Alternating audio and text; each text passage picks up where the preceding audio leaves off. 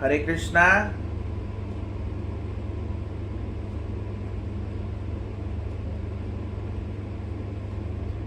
न्यास अर्चन आदि पद्धति में मुद्रा न्यास आदि, द्वारिका आदि ध्यान, द्वारिकावासी महेशियों की पूजा आदि भक्ति अंगों का पालन करना आगम आदि शास्त्रों में निहित है। आगम मतलब वेद। ये अनुराधा माता जी म्यूट करो। आगम का मतलब क्या होता है? वेद। तो वेदों में ऐसा लिखा है कि इनका भी करना चाहिए। किनका? द्वारिका मुद्रा न्यास, अर्चना आदि पद्धति में मुद्रा न्यास।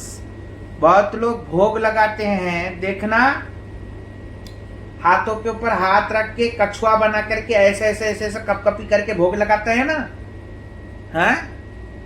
वो मुद्रा न्यास है। ऐसे भोग हम लोग नहीं लगाते हैं। समझ में आया?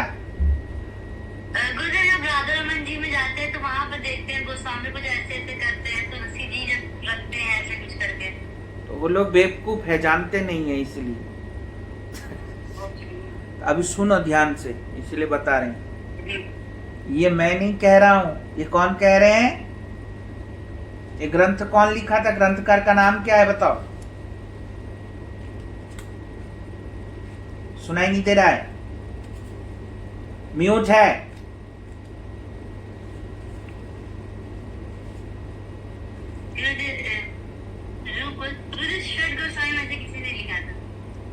सुदेवी माता जी आज आई नहीं?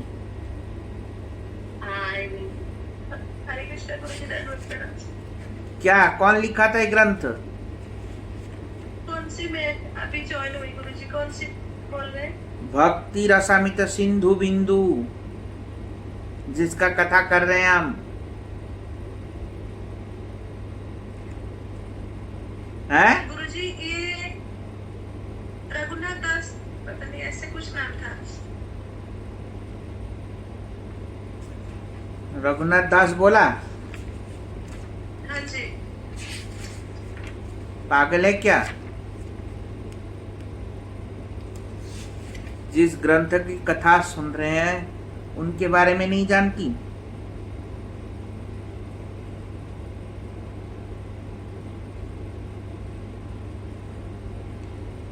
है? श्रीला विश्वनाथ चक्रवर्ती ठाकुर हैं। अब ध्यान रखना, बीच में कभी भी पूछ लूंगा। तो ये विश्वनाथ, आपने कब बताया मुझे? हमको तो किसी को भी नहीं सुनाई दिया।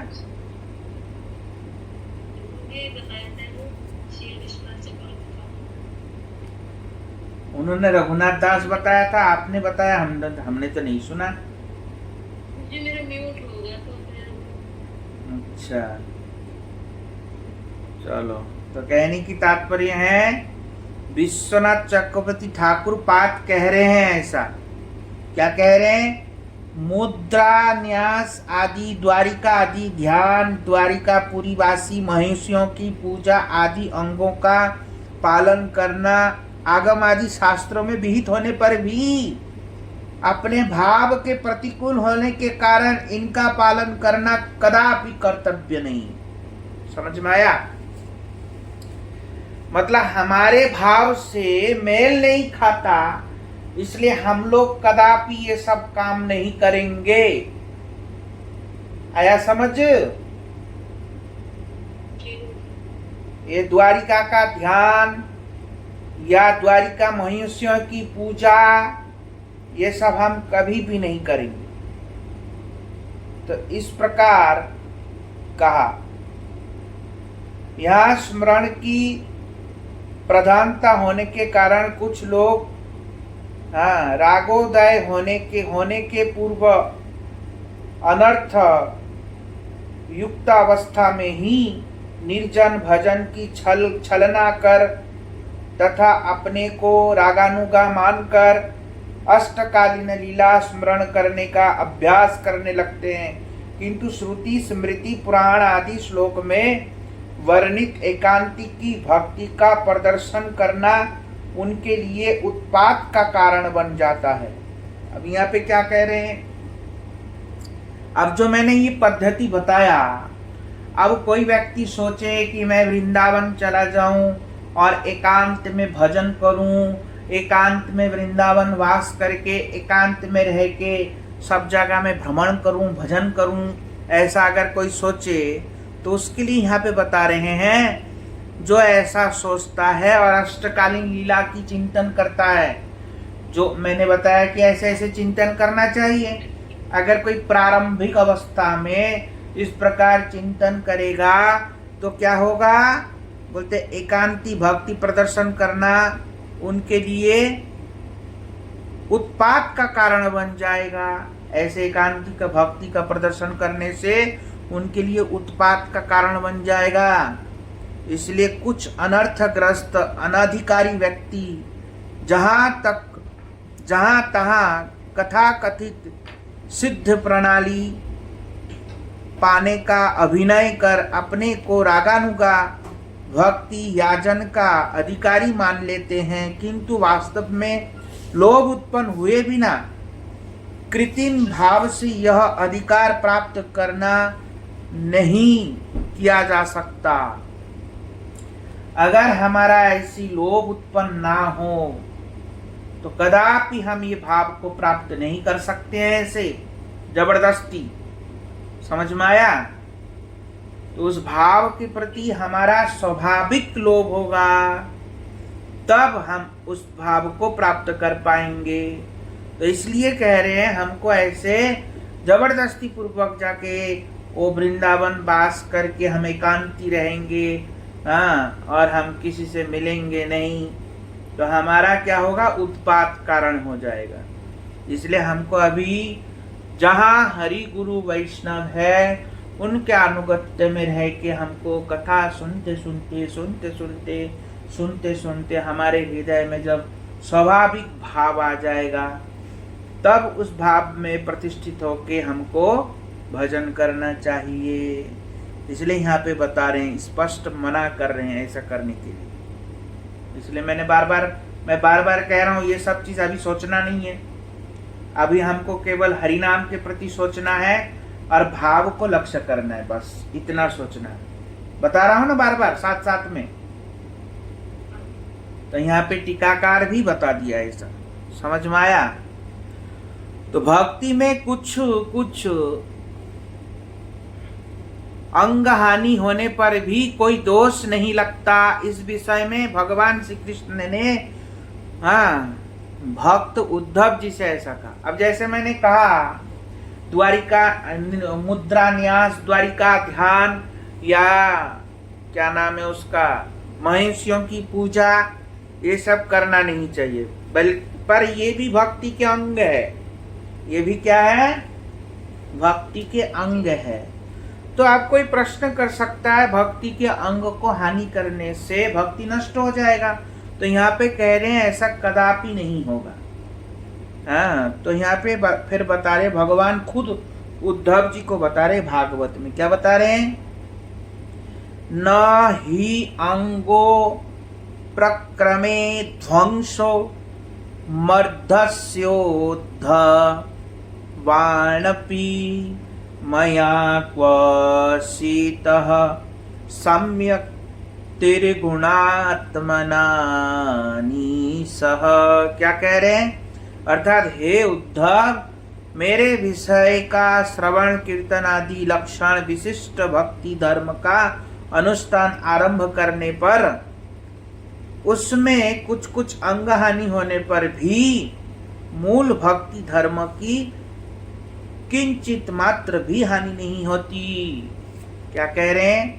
अगर कोई मेरा भक्ति करता है और भक्ति करते करते उनके कुछ अंग हानि होने पर मूल भक्ति का कुछ भी बिगड़ता नहीं है। मतलब अंग हानि क्या? जिनकी निष्ठा श्रीमती राधा रानी के चरणों में है, जिनकी निष्ठा ब्रजेंद्रनंदन श्याम सुंदर के चरणों में है, अब उनकी निष्ठा द्वारिकाधीश के प्रति नहीं है, लगेगा नहीं। तो इसके मतलब ये थोड़ी कि भक्ति हानि हो जाएगा, बोलते नहीं, अब उनकी निष्ठा राम जी के प्रति है ही नहीं, लगेगा नहीं, तो इसके मतलब भक्ति की हानि नहीं होगा, बढ़ोतरी होगी, बढ़ेगा। क्या होगा? बढ़ेगा। तो इसलिए भक्ति हानि नहीं होता। किंतु भक्ति मार्ग में श्रवण वर्णाश्रमोचित क्रियाकलाप के न रहने से अथवा कुछ कुछ अंग हानि होने से दोष नहीं लगता, यह ठीक है। किंतु गुरुपद आश्रय आदि अथवा श्रवण कीर्तन आदि भक्ति के मूल अंगों का हानि होने से दोष अवश्य ही लगता है। अब सुनो ध्यान से, कह रहे कुछ कुछ, जैसे मान लो कोई कोई वर्णाश्रमी है, मतलब कोई कोई गृहस्थी है, कोई ब्रह्मचारी है, कोई वानप्रस्थी है, कोई सन्यासी, उनके आश्रमोचित व्यवहार करने के लिए कभी कभी कोई कोई भक्ति अंग छूट जाता है, तो उससे भक्ति की हानि नहीं होती। उससे क्या नहीं होती? भक्ति की हानि नहीं होती। परंतु गुरुपद आश्रय श्रवण कीर्तन आदि में हानि होने से भक्ति हानि हो जाएगा, ये कह रहे। श्रवण में समझ में आया? अगर कोई गुरुपद आश्रय आदि श्रवण कीर्तन आदि भक्ति के मूल अंगों से हानि होने से दोष लगेगा, अगर कोई श्रवण कीर्तन नहीं करेगा, गुरु जी की कथा नहीं सुनेगा, मंदिर की सेवा नहीं करेगा, तो उसको दोष लगेगा, अपराधी है वो पापी। वो क्या है? वो पापी। कोई भक्ति नहीं कर रहा, वो ढोंग कर रहे हैं। समझ में आया?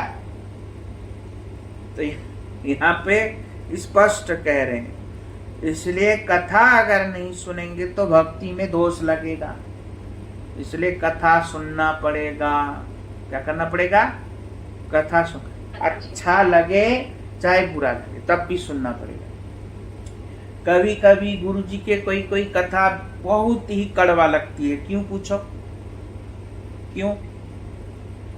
क्योंकि कथा है सच है, क्योंकि कथा है सच, और हमारा जीवन का जब सच्चाई खुल जाती है तो फिर हमको बहुत ही दर्द होता है। फिर क्या होता है?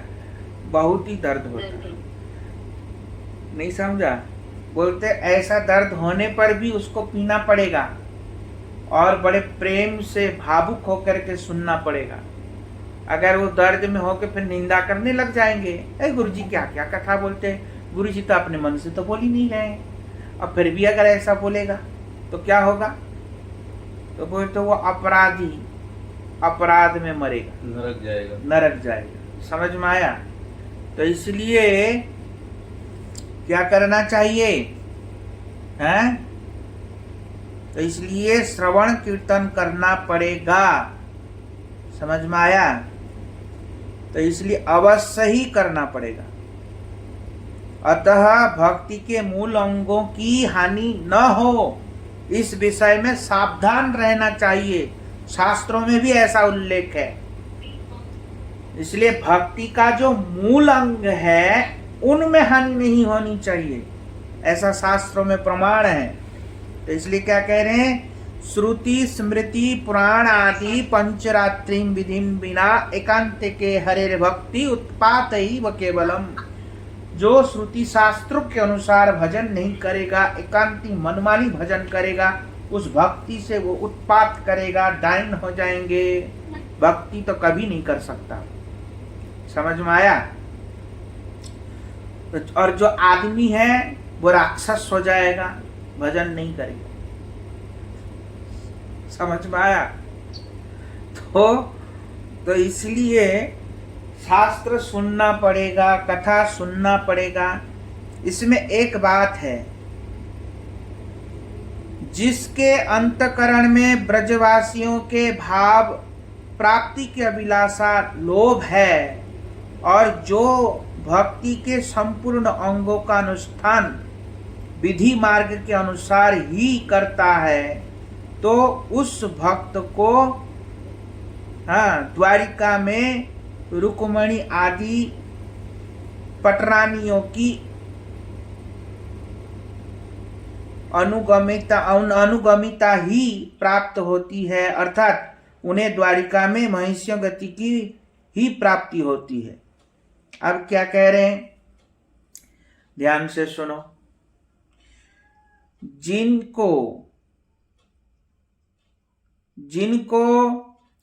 जिनके अंतःकरण में ब्रजवासियों के भाव प्राप्ति की अभिलाषा है, लोभ है, और जो भक्ति के संपूर्ण अंगों का अनुष्ठान विधि मार्ग के अनुसार ही करता है।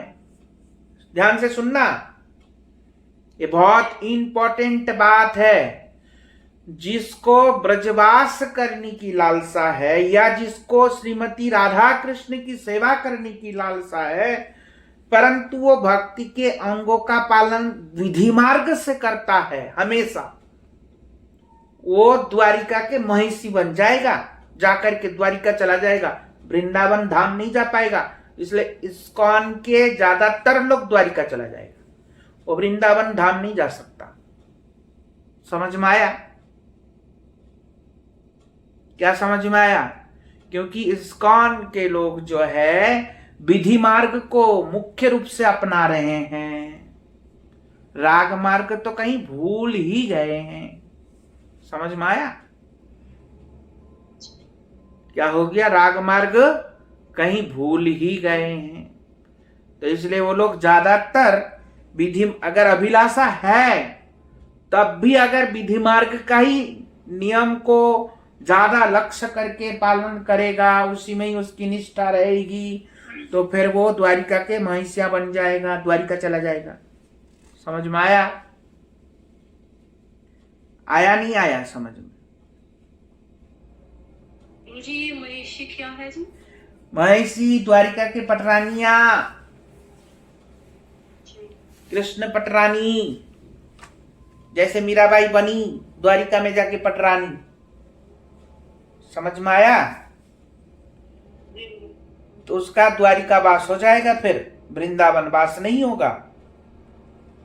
तो इसलिए हमको विधि मार्ग के साथ साथ राग मार्ग भी अपनाना पड़ेगा। समझ में आया? तो केवल विधि मार्ग का अपना परिपाटी करने से वो क्या हो जाएगा? द्वारिका में चले जाएंगे, रागानुगा में प्रवेश नहीं कर पाएगा। समझ में आया? ये कौन कह रहे हैं? विश्वनाथ चक्रवर्ती ठाकुर कह रहे हैं, मैं नहीं कह रहा। तो इसलिए बड़े ध्यान से भक्ति करनी चाहिए, जानना चाहिए, और बिना जाने करते रहेंगे तो कुछ का कुछ पालेंगे। इसीलिए तत्व का जानना आवश्यक है। विधि मार्ग वैधि भक्ति है क्या? हाँ, वैधि भक्ति। ज्यादा वैधि भक्ति छोड़ना पड़ता है बाद में जाके। शुरुआत में वैधि भक्ति करना चाहिए, पर धीरे धीरे प्रेम इतना प्रगाढ़ कृष्ण के प्रति लाना चाहिए कि हम कृष्ण को भगवान ही ना समझे। ये समझ में, एक स्वाभाविक होना चाहिए, पर वो जबरदस्ती वाला गुरु जी जो वैधि भक्ति है ऐश्वर्य में आती है ना? हाँ, ऐश्वर्य में आते हैं। तो इसलिए वहां पे जाके वो जैसे उनके जैसे बन जाएंगे, जैसे उनकी पाटरानी बनी है। तो गुरुजी मीराबाई भी उनकी पाटरानी बनी है क्या? हाँ, मीराबाई पटरानी बन गई। समझ में आया? हाँ जी। ठीक है, बाकी सब समझ में आ गया ठीक से?